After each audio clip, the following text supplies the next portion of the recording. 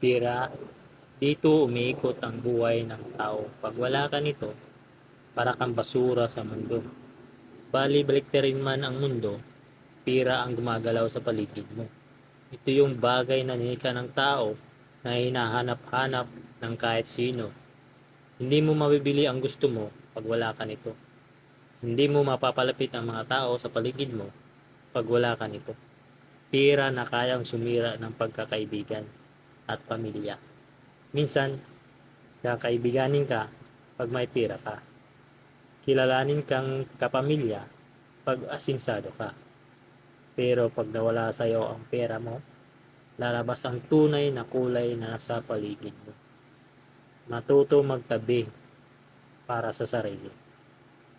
Huwag bigay dito, bigay doon. Kasi sa huli, ikaw din ang mamulugi. Follow ko mo.